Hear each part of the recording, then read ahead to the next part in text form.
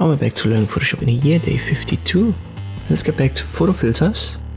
And now we use the photo filter adjustment layer. So instead of using color balance, we use photo filter right here. You will also find it under adjustments. If you don't find that, go to window, click on adjustments. And this is one of the, let's say, rules of Photoshop. You can achieve the same effect most often in various ways.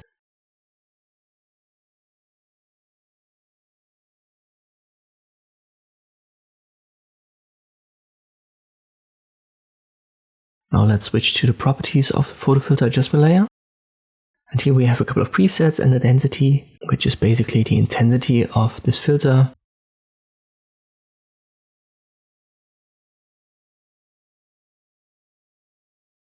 Here's, for example, a sepia filter. Let's switch to color and we'll make that bluish.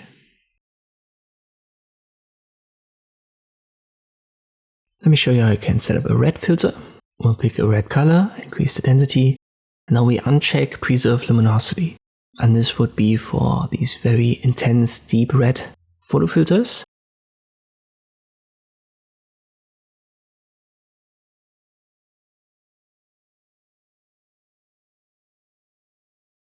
And in principle, you could also try to achieve that using the color balance.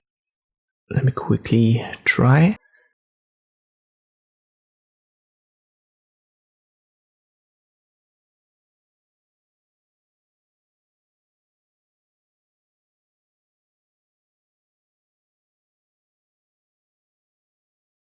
You can see it somewhat works. It's not perfect, but it's definitely the case that using the photo filter adjustment layer was quicker and gave me, I would say, better results.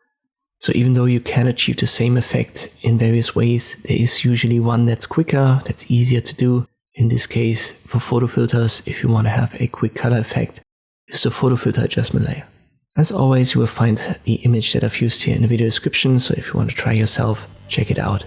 Hope this video was helpful, thank you for watching, and I'll see you next time.